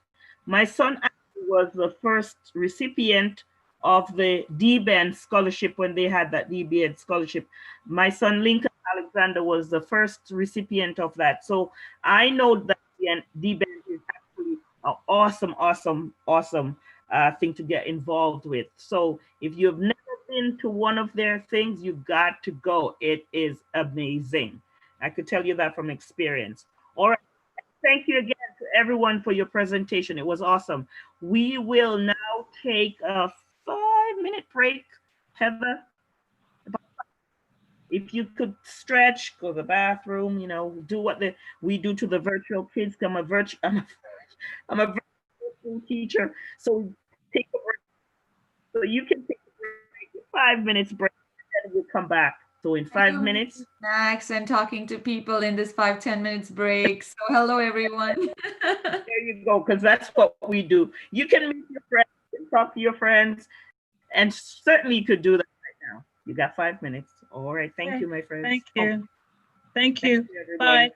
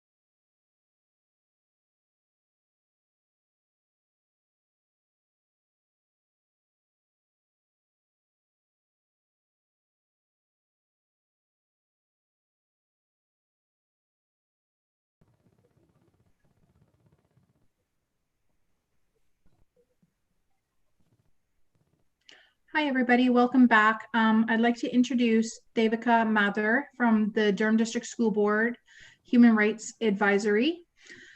She's here to share a little bit of a presentation on human rights policy consultation. So take it away, Devika. It's all yours. Thank you so much. Thank you and good evening. Again, my name is Devika Mathur and I'm the Human Rights and Equity Advisor with the Durham District School Board. This is a relatively new position with the board and I just started in February, but I have worked with various groups that experience discrimination and marginalization for over 20 years. And most relevant to this role is that I was a human rights investigator with the Human Rights Commission and also held a number of roles in the public service in the areas of addressing human rights complaints and in leading strategies and plans to proactively identify, prevent, and address systemic human rights issues in organizations. Before joining the DDSB, I was with the TDSB for about 9 months, and I'm very happy to be here in Durham. I went to school here in Durham, K-12, and my 2 children also attend Durham schools. So thank you for including me in your meeting today. And so part of my role is to provide advice on building a culture of human rights in the DDSB. And to support that role and connected to that amazing presentation you just heard from the even more amazing equity team, I'm thrilled to be here today to share with you and to seek your input and feedback on a proposed framework on the development of a human rights policy for the DDSB and a proposed consultation plan for that policy as well. For today, I'd like to take you through both the policy framework and the consultation plan very quickly, and I know we don't have a lot of time, to introduce both items, and we may have a few minutes for preliminary feedback. And I would then like to attend the next PIC meeting, if that's okay, next month for a more detailed discussion and to invite some more feedback. So I'd like to begin with the policy framework, and just by way of background, a human rights policy and related procedures are expected to provide guidance and direction on human rights and individual organizational roles and responsibilities and accountabilities, and to help prevent and address all forms of discrimination. And a critical part of developing the policy will be to consult and engage with the DDSB's diverse communities, so that's students, families, caregivers, employees, and employee groups for their input and perspectives. So the framework I'm sharing today is a preliminary outline of what needs to be considered and included in a human rights related policy and procedures. And as mentioned, I will go through these slides very quickly. There is a lot of content and I won't go through it all by line by line. I'm not able to see hands up or comments in the chat box, but I'll pause when I get through the framework and before I move on to the consultation plan in case there are any questions. And I am happy to share these materials after so that you can take a closer look before our next meeting. So this slide really provides the background and context, and the development of a human rights policy is recommended to meet legal obligations, which I'll get to in a minute. And although the board currently has policies and procedures that meet some of these obligations, we propose consulting with DDSB communities on the development of a human rights policy to bring together the various related obligations and to address some of the gaps in policies and procedures. The next slide lists the legislative framework for the development of a human rights policy, which Camille mentioned in the earlier presentation, including the Human Rights Code, the Accessibility for Ontarians with Disability Act, the Anti-Racism Act, and other pieces of legislation. And it also aligns with the principles of the United Nations Declaration on the Rights of Indigenous Peoples and the Truth and Reconciliation Commission of Canada's calls to action. The next slide provides a summary of why we need a policy. And in a nutshell, it's to support system responsibilities by setting direction, demonstrating commitment, and defining and clarifying human rights related roles and responsibilities. It also supports data collection and decision making and can help to foster confidence in internal processes like complaints processes. The next slide has some of the initial considerations to inform the development of a policy. This includes the Ontario Human Rights Commission's guidelines, taking a look at what other school boards and other organizations have done, some of the findings of the Peel Review and other organizational reviews, and considering some of the other pieces that are listed on this slide. The next slide is an overview of the proposed policy and related procedures, and this is all preliminary pending consultation. It proposes one overarching policy that covers a number of human rights related topics, with procedures to support implementation in the specific areas of human rights, anti-racism, anti-discrimination in all its forms, and the duty to accommodate, as well as addressing issues and complaints, both in services and in workplaces. Slide 8 provides an overview of the key elements to be included in the policy, and I'll go over these elements in a little bit more detail over the next few slides. The next slide talks about the organizational and commitments and rationale, and really this is connected to that legislative framework and the legal obligations, and also acknowledging and recognizing the impacts of various forms of discrimination and the importance of taking anti-discriminatory approaches to address those impacts. So really it's the law, but it's also the right thing to do. The next slide talks about the objectives and the purpose of the policy around identifying and addressing and preventing discrimination, responding to issues and complaints, and focusing on systemic and proactive approaches. The next slide provides a few of the proposed policy principles that would be used to inform the development of the policy, with a particular focus on student voices and experiences, and especially those that are most impacted by human rights issues. And there is also a focus on this work as a shared system responsibility, where we're integrating human rights across all areas and across all portfolios to address those disparities and disproportionate experiences and outcomes, as well as collecting data and analyzing and evaluating that data and reporting on progress. Slide 12 provides a bit of the scope and application, and really it would just apply to all DDSB community members and would cover both services, learning environments, as well as employment and workplace environments. The next slide provides at a very high level some of the proposed content of such a policy, and there's further information I'll get to in a few slides. And it would essentially cover human rights principles, grounds and areas, roles and responsibilities, would define and clarify what we mean by discrimination in its various forms and what it means to take anti-discriminatory approaches, as well as the duty to accommodate and accommodation principles. The next slide continues on with some of those key policy contents and principles, and includes an overview of steps to resolve issues and complaints, as well as the right to pursue other avenues to address issues, as well as data collection, evaluation, and communications. Slide 15 is a very general summary of the consultation plan, and I'll give you a little bit more details on that in a few moments. So we'll move on to the next slide. And it's really to say that to develop a communication and evaluation plan for the policy, those would be further developed based on input from community consultations. Slide 17, the next slide lists the proposed key principles that would be spelled out in the policy and procedures and would cover all forms of discrimination. And the next slide covers the various types of discrimination that would be considered under the policy. The next slide lists the accommodation principles around the duty to accommodate, and that would be covered in policy as well as procedures. And the next slide outlines the proposed steps in the issue resolution process, the details again, which would be spelled out in greater detail. And the last slide provides a high-level overview of what a complaints process could include. And those again would be spelled out in further detail in the procedures. So that's sort of the framework for developing a policy. And I'll just move on to the next slide in the interest of time to get into the consultation plan. And so the next slide covers off what the objectives of a consultation plan is, and that is to engage communities and to seek input and feedback. It's also an opportunity to connect with and build relationships with DDSB communities, for those communities to have a voice in the policy and to share information and increase awareness about human rights, the proposed policy, and the processes for addressing issues. Part of this consultation is also to provide input on the policy framework that I just went over, but also to make sure that we are covering all of the key things that need to go into policy, and then consulting with communities on the actual policy once it's drafted. So we're essentially seeking input on the framework and what else needs to be considered.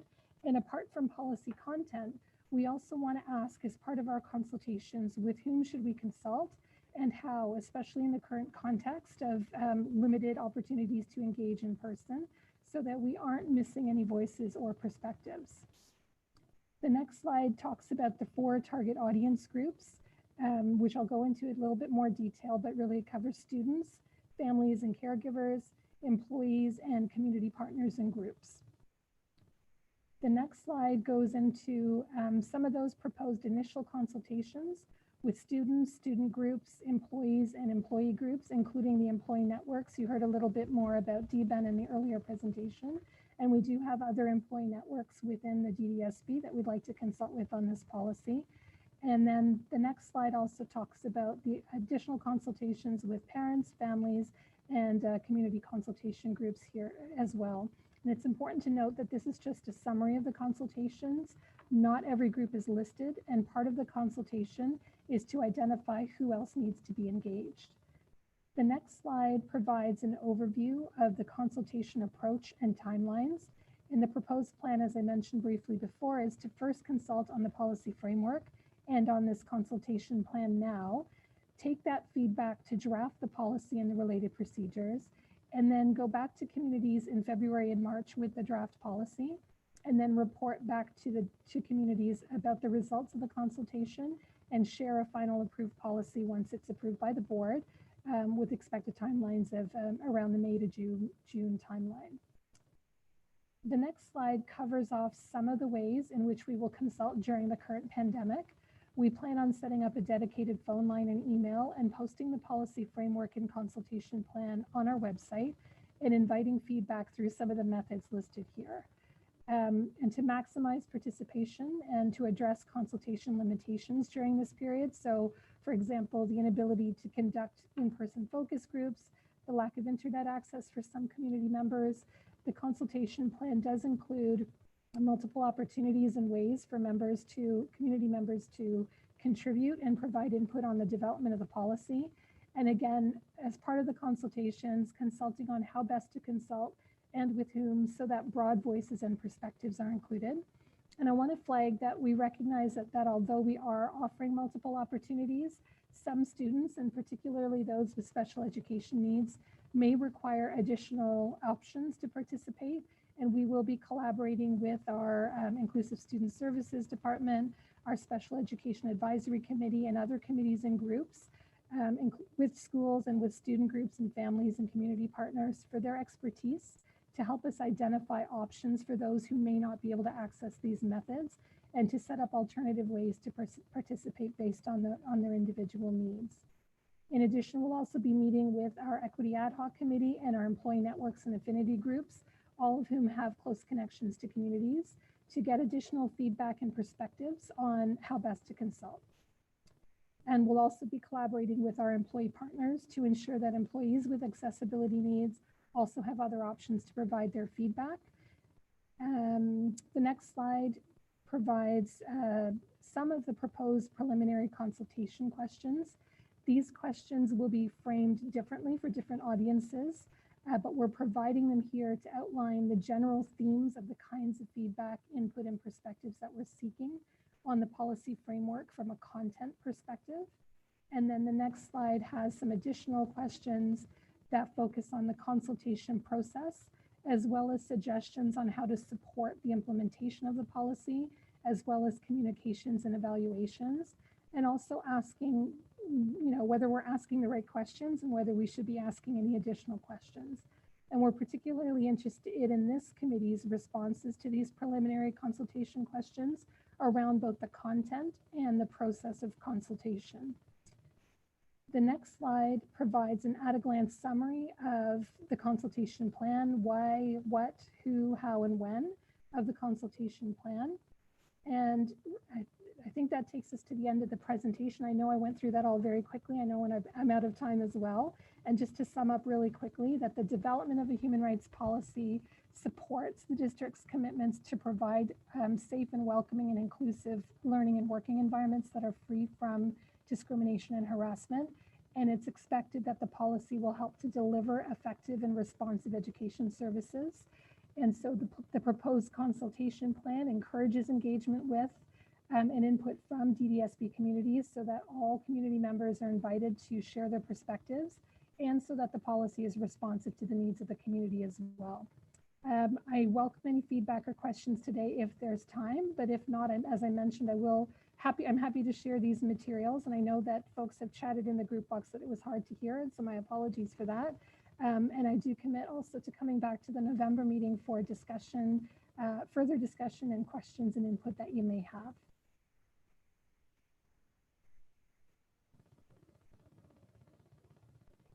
So that was it for me for now. Thank you so much for having me here, but do you want to pause for a moment in case folks have any preliminary questions or input? I see a couple of questions, Devika. One's around, does DDSB not have such a policy? Sorry, can you repeat that question, please? Does DDSB not have a human rights policy?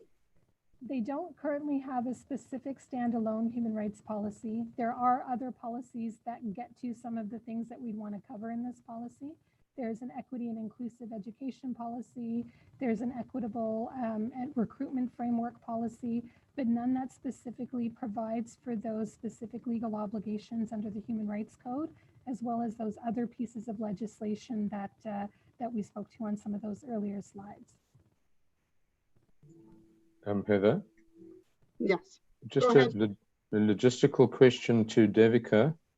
Devika, do you have a budget to assist with some of these logistics? And I'm not questioning your salary, obviously, but let's say, would there be a budget to set up a specific individual on a helpline at the DDSB to take inquiries or something like that?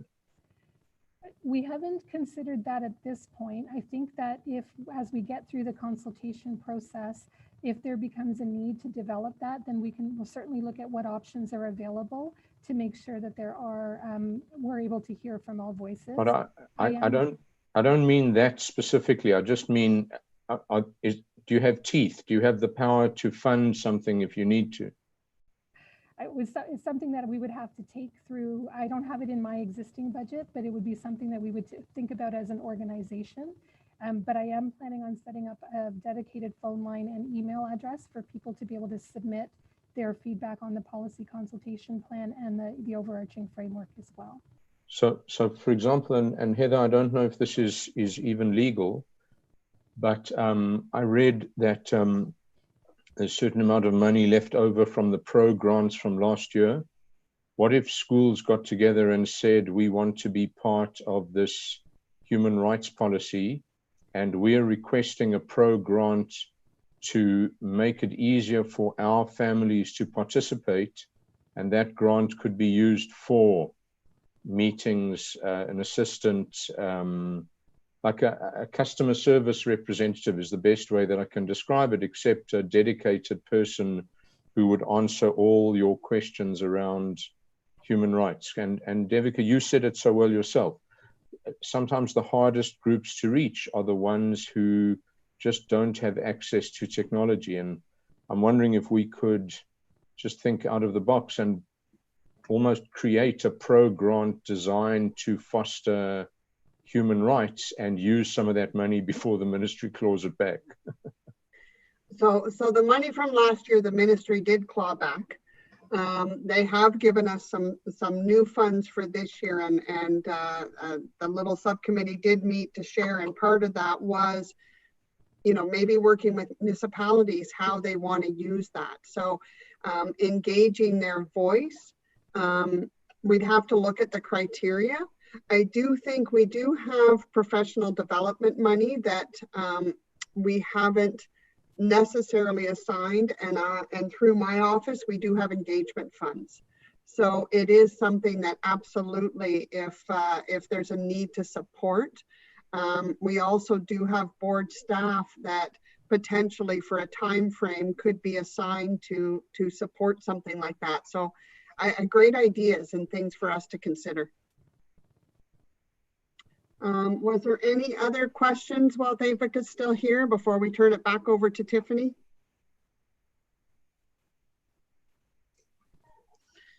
Thank you very much, Devika, for your presentation. We really appreciate you coming and speaking today in regards to that. The next part of our presentation is going to be our meeting is going to be around planning for our year in basically what's to come. So we just thinking ahead, what are your considerations for what we should focus on for the year, goals? We'd like to sort of brainstorm where the year is going to go and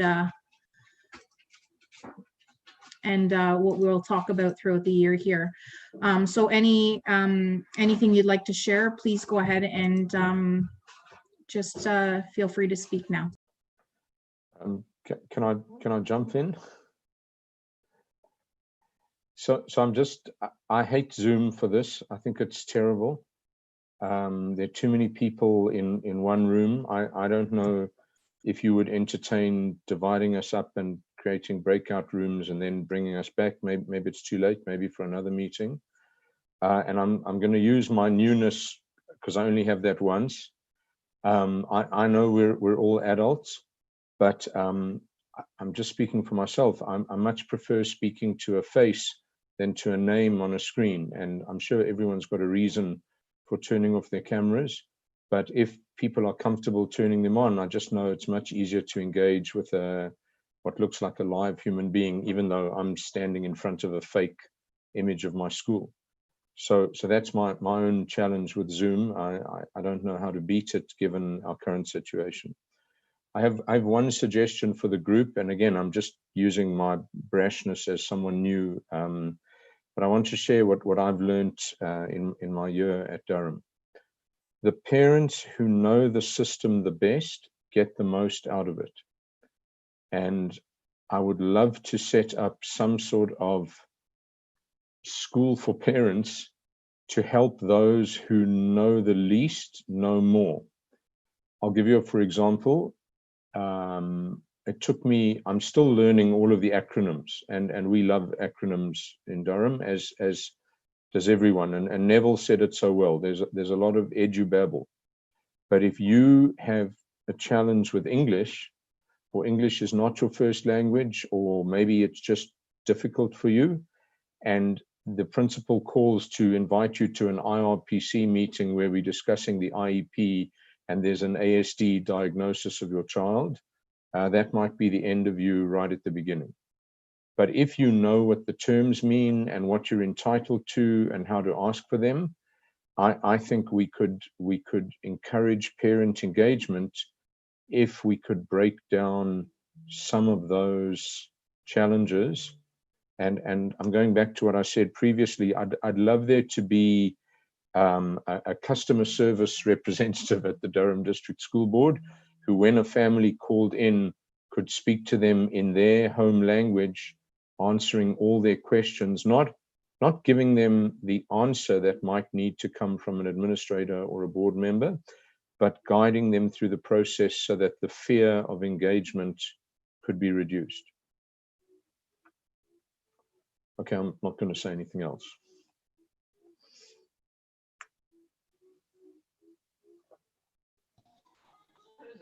Just to add to what Frank was saying, I just have a question. Is the IEP document that the board has, is that other language friendly? Is it only in English or is it in other languages? I can speak to that. At this time, it is produced in English. If a family would require, translation, we do have services. Not as extensive as I think TDSB in that, but that is something that we will certainly provide and work with translation or a translator. I have a quick question in regards to, I know we're supposed to be talking about planning for events for next year or this year coming. So I just wanted to know if the committee has done any research or received any feedback from any parents in terms of what they want or need or expect, because then that would help us guide our thoughts in terms of what we should be doing. Thanks, Kim. So we do gather feedback from each of our events. Last year with the whole virtual, it was a little bit harder, but we have heard, well-being obviously has been a focus. Communication, which has come up within the presentations tonight, but I think also from this committee is another big one, how to navigate the system. And so I think that's an important one for us to focus on. I think we did, for those of you who weren't involved last year, we did create some subcommittees, which I think helps with Frank's comment about, you know, in this virtual world, how do we really get to some conversation and planning? So we did have a few subcommittees that I think helped move some of our goals forward. So I don't know, Tiffany, do you want to speak to some of those or have people speak about, you know, the ones that we thought might be good to continue?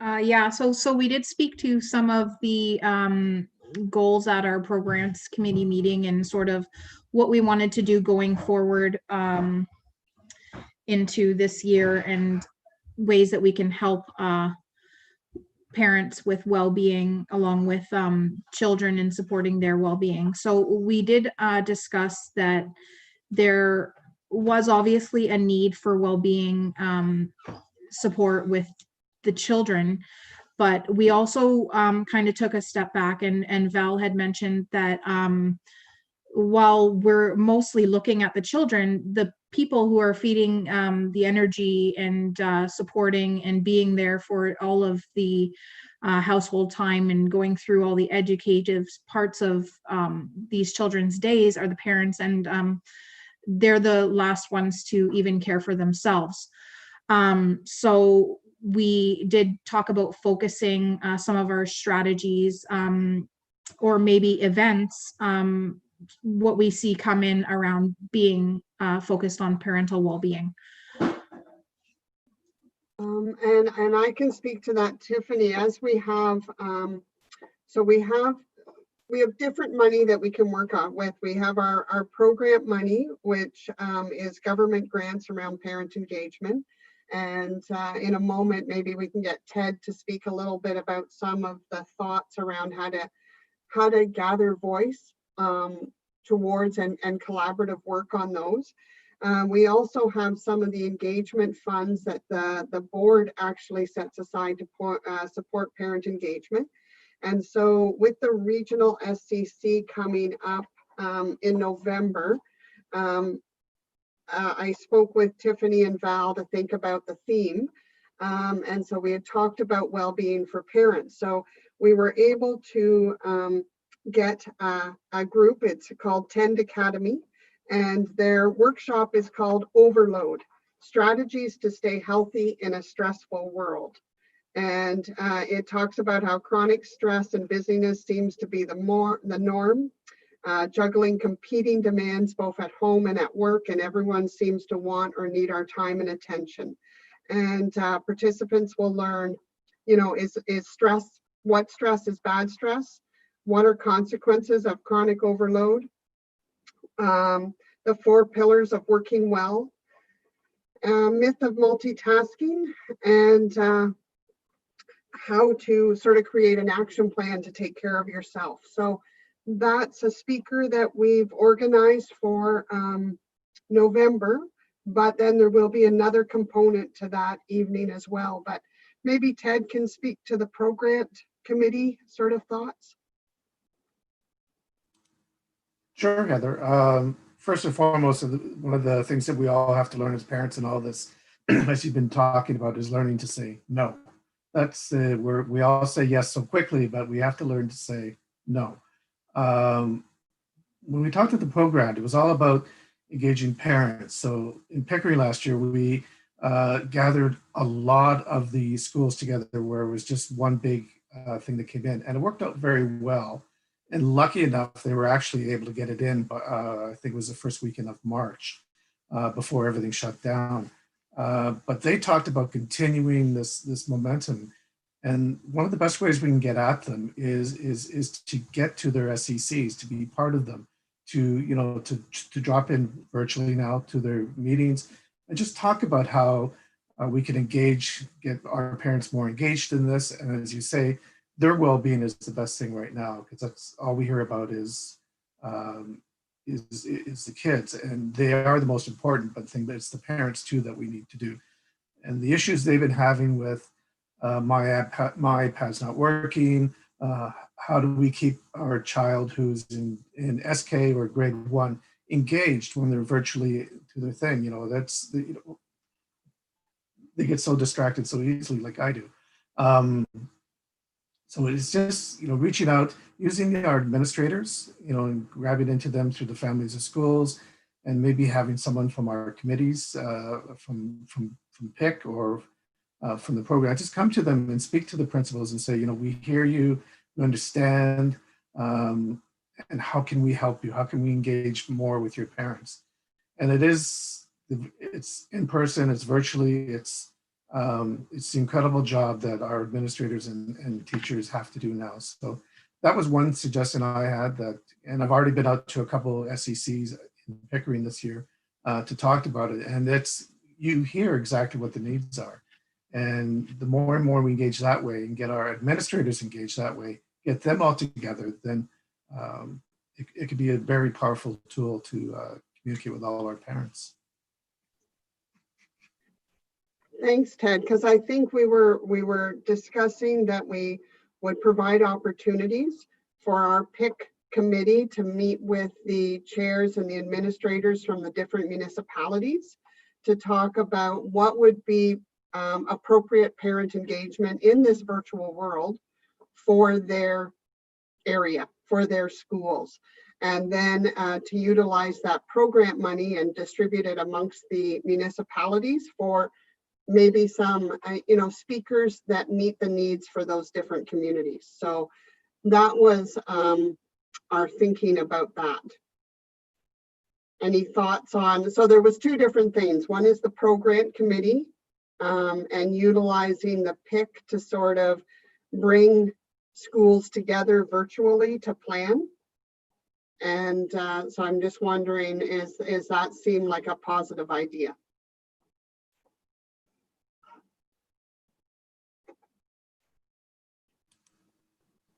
I think it does. I think it's a great idea to bring schools together, and because I think a lot of schools are going to be struggling right now, not really knowing what we're allowed and what we can and cannot do with the current situation with the virus and things. I know we had our SEC meeting tonight and we were all like trying to figure things out, and not very many people have very many ideas on how to do anything to do with bringing our community together and we were thinking like maybe doing a Google Meet where we can do things like painting with the whole school, and how do we get the supplies out to them, things like that, you know, and still follow the rules. Hi there, it's Michelle. I love your suggestions, they're great. I know that through the centrally split in the hospitals and also through the Public Services Health and Safety Associations, we're creating portals, and these portals give everyone a voice. Anyone can go into them and express things they'd like to see, changes they'd like to make, challenges they're experiencing, challenges the kids are experiencing, both psychologically through this time.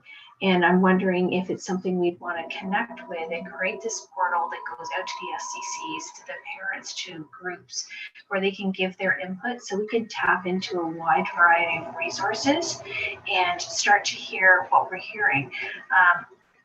With my involvement with the PIC and going to the elementary schools, I'm talking to parents, I'm talking to kids, I'm talking to SECs, I'm talking to principals, and there's a very, very common theme across the province. And I think you guys, through your presentations, have really tapped into that and done an amazing job. I think that if we can bring a voice from the community into the PIC on a global perspective, it may take us to where we want to go.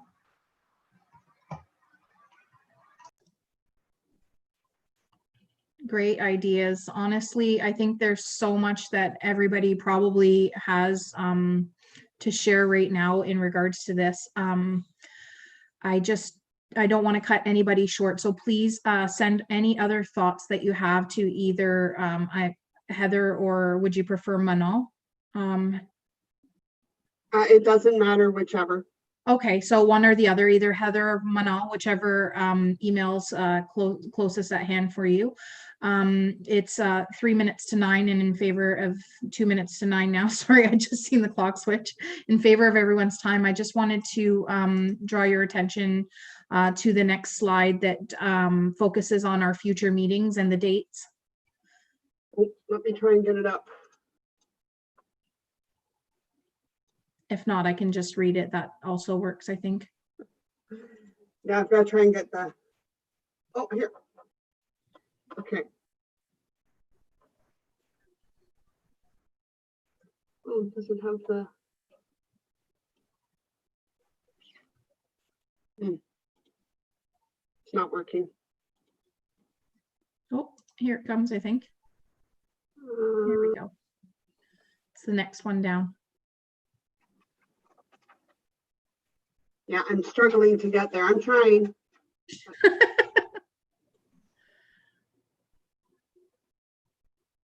There we go.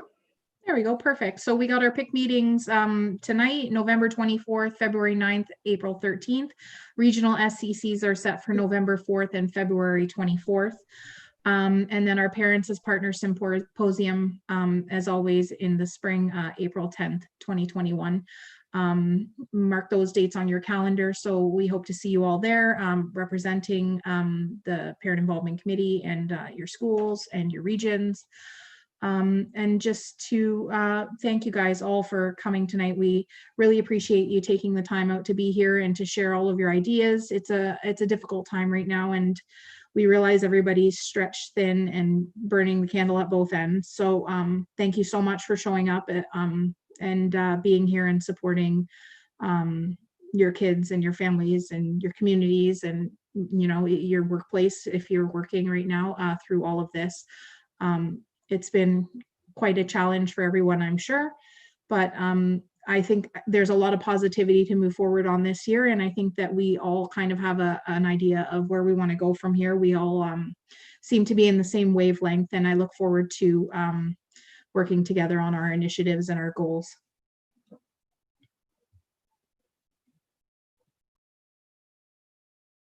I have a quick question before we close. The SCCs this year, how are they gonna work? So there is the virtual learning, and then there's in school. So like, are they gonna be different SCCs, or are they gonna be like a general SCC per school? How are things rolling out? So I can speak to that. So each in-person school will have their SCC.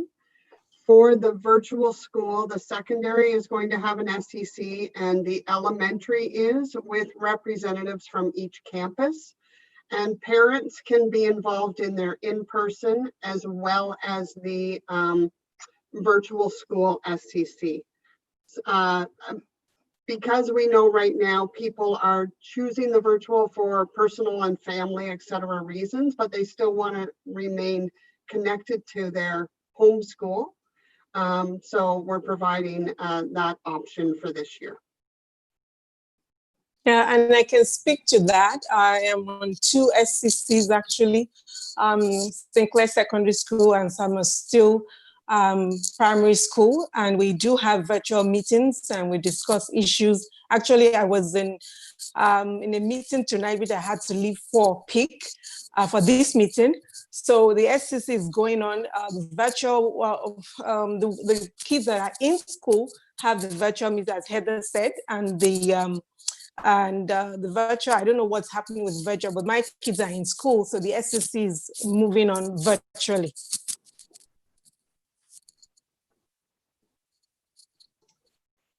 Great, thank you very much for Sorry, sharing one that. question again. Sorry, Tiffany. That's okay. So if you want to be a part of the virtual school, but also you want to work with the campus, that can go together, right? Like you can do both. Actually, from the principal from Summer Still, you can join both as long as it's not the same time. For instance, the 2 meetings I have tonight was the PIC and the SCC for St. Clair. So if it's not at the same time, then you can join either one and discuss your views and share. So it's open to you. just find out from, you might have to contact the principal for information to get on the email list, so the notifications will come to you so you can be aware of when it's taking place. But it's not a secret. If you ask for it, if you find the right place, you'll find the information and you can join. Awesome, thank you. You're welcome. Great, thank you so much. If there's nothing else from Heather or Val, this meeting is adjourned. Good night, everybody. Good night, everyone. Good night. Good night. Good night, everyone.